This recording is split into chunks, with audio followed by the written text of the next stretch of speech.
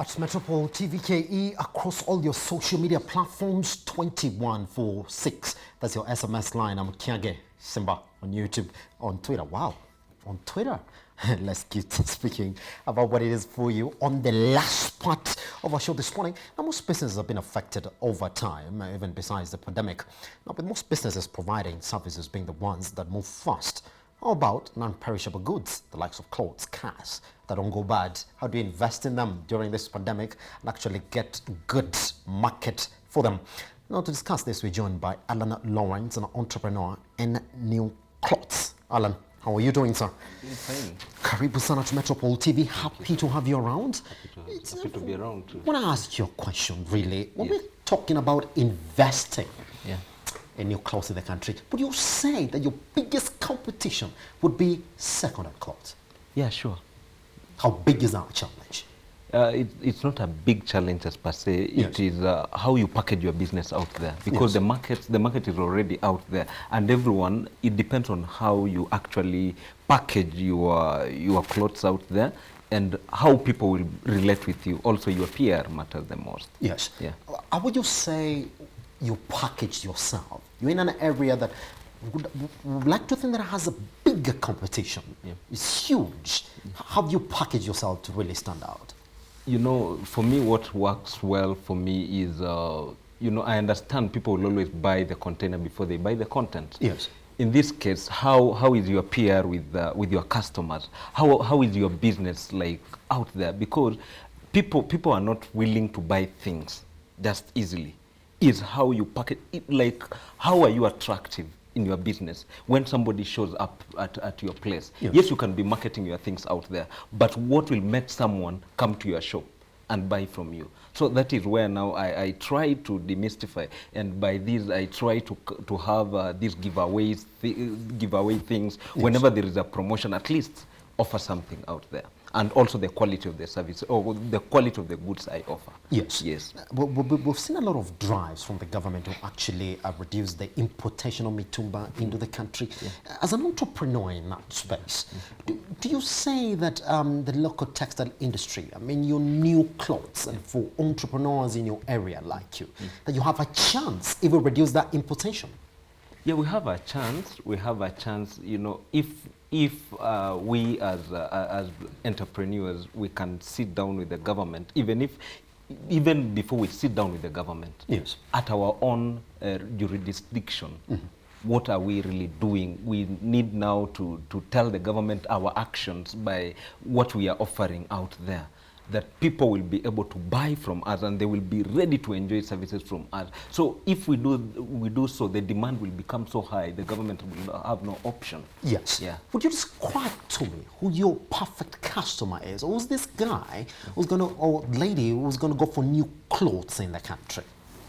For me, I believe my customers, my clients, I've understood them from this point whereby you try to create a need from them, a need to them, whereby you make them desire to wear your designs. In this case, everyone, for me, I'll say everyone who has some sense of style. Yes. Because fashion, I believe fashion can come and fade, but someone who understands style, they'll be able to buy from you. So you create a need, like you come and discuss with someone and tell them that, you know, this is how you can dress and this is how this can look on you. You just suggest to them. Then from there, you develop a rapport with them and they become your clients. Yes.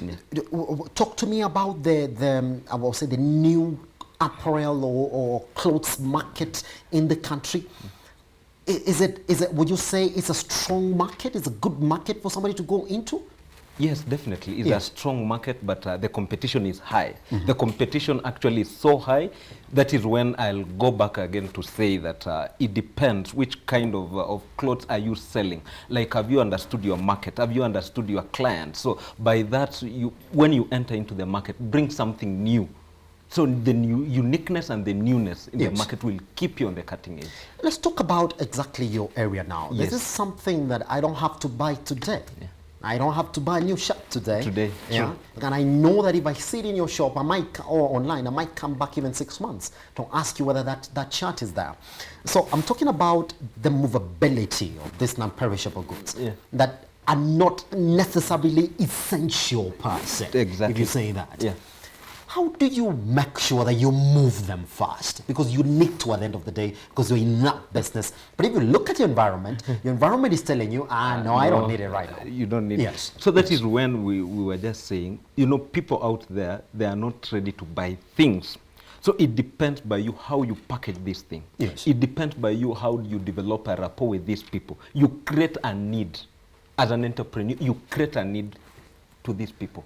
You make me understand, Alan. Yeah. What need have you created in your new clothes? In my new clothes, in this case, I'll come and tell you that, hey, this shirt looks good on you. Yes. Supposing, you know, just supposing you adorn it this way, supposing you put it this way, it will really look good on you. Like, you try to make these, like, look stylish. And at the end of the day, who doesn't want to look good? So you try to create the need in that, in this person, that you need to dress good. Because dressing good, people address you based on how you dress. Yes. And when you create a need to them, like when you dress nicely, there's some doors will open up for you just because of your dressing. Because you cannot be dressing like a suspect and expect to be treated as a prospect. It cannot happen. Pretty much, therefore. All right, let's talk about the COVID-19 pandemic. I mean, we are there now. Everybody's talking about what the effects of the new pandemic normal has been on their businesses. And Alan, you are in an area where most people would look at it now and say, no, I don't need a new shirt now. I don't need new pants now. I don't need new shoes now, man. I can wait and save this money. What are you presenting to people and tell them, yes, you can come from my items right now? Does that need move beyond what the pandemic has created? You see, as an entrepreneur, yes, you always see an opportunity in every crisis. So you do not wait for the storm to be over. That is when you can bounce back in the business. Why am I saying so? In the business, you as an entrepreneur, what can you really do? Now, the COVID is here. We should not be complaining. It's us now to see how can we like do this thing. Number one, now we have the digital space. Yes. People who, for you to survive after this COVID, it is you now to have a footprint in the digital space, in this case, whereby you try to market your things out there, put your things out there. Then number two, we have the issue of face masks. Yes. At least in your business, like now, we are trying to match the face mask and the clothing, whereby now, because at the end of the day today, people will just have to buy the face masks in that case. Yes. So at least you try to be creative. You try to be creative with your wear. In this case, introduce even the face mask. Even if cut the cost of the dressing, you don't need to have 100% profit out of your business. At least have that high rotation of your float. In this case, if you bought a shirt at 1,000 shillings, why can't you just sell it at 1,200? At least you have that swift moving on. Yes. Yeah. So somebody wants to invest in this business, and what normally happens is that people would look at it and then say the performance of the business is going to be marked or characterized by how fast I'm able to move this goods. So I have a sample size. I don't know what sample size you normally work with in terms of the things that you want to move. Yeah. What is the allowed period for you to say with that stock? Where you get to and then say, hey man, it's not working. Yeah. Is that already there? Is that period already decided for in your market? Yeah. Yes. What is that period? What is the average period? Like maximum for me, I go for a maximum of 3 months. 3 months? 3 Would months. you say that would be acceptable across the board? Yeah, for me it has. For me, I can confidently say yes. Why? Because when I'm trying to invest, when I'm trying to bring the new stock, yes, I look at it from this perspective. You know, fashion is always evolving each day. So try not to overstock. That's now another challenge. I see. We try, like, you get traders, they get to the market, they import, or rather they buy goods and they overbuy. Yes. So you just need to study your market. Study your market. What are my target audience? What are my target market out there? So by the time you do your evaluation, and that is when now the record keeping in business comes in. Like, per day, how many sales do I make pertaining this shirt? So you can be able to make your decision according, and also run the SWOT analysis in your businesses. But most of us in the business, we do not run the SWOT analysis. That's a challenge for the upcoming entrepreneurs. We just want to venture in.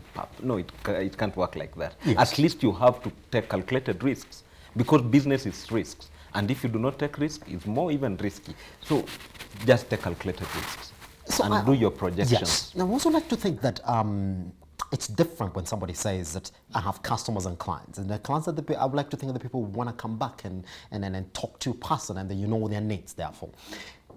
How do you build your clientele that will know, well, for me, when it comes to a new shot, I got to talk to Alan? How do you establish that relationship? And I want to ask you in this sense as well. Yes.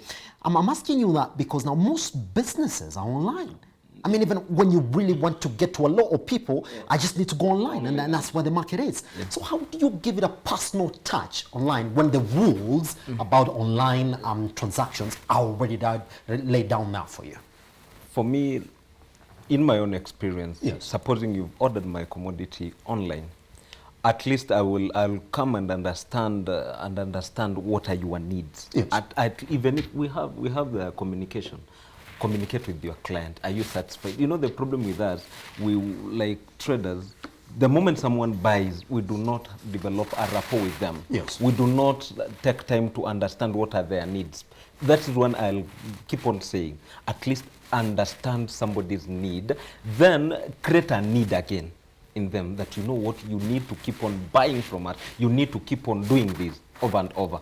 By the nature of services you are offering to them. Yes. At least create something unique. Every one of us wants to have something unique. When I'm out there, I don't want to find someone wearing the same shirt I'm wearing. So at least be unique in your thing, in your commodities. As in, by doing so, and you ensure the quality. By doing so, you will find you are developing your clientele base. Pretty much. Now, for Alan, this is my last question for you. Okay. I want to start tomorrow. Is it possible? Where do I start from? Number one, yes, understand your market. I see. Number two, what are your passion? Yes. Like in passion, as in, you know, there are things somebody can just do it for the sake of making a living out of it. Are you saying that you can't get into this business just because you need the money? You will end up being frustrated to some extent. Yes. Because sometimes you can get your products yes. out there, then after a short while, you are not having even clients, even leave alone clients, even customers. Yes. But what will keep you going is the passion. Do you have the passion into this thing? Like today, even just you come into the studio, you have a passion for this thing. So at times you can wake up, you don't feel like doing this business anymore. But what drives you? What drives you? So you need to have something that is even above the monetary value you are getting out of this thing. If it is intrinsic in you, believe me, you will keep on doing it over and over. No matter what challenges will come, they won't knock you out of the market. You will keep on doing this over and over, because your purpose is for you to see like your clients satisfied. Your purpose is for you to see people like just looking good. So if you have that passion, you will definitely maintain that. I call it passionpreneurship. What is it called? Passionpreneurship. Alan, yes. Thank you very much for coming by, man. That's a good way to end the show. So, did you have passionpreneurship? As according to Alan, he is an entrepreneur investing in non-perishable goods, and this time round is into new clothes. And I'm going to talk to him 2146 at Metropole TVKE across all the social media platforms. My name is Simbalaji Charles Kiage. Good morning. That is Monday for you.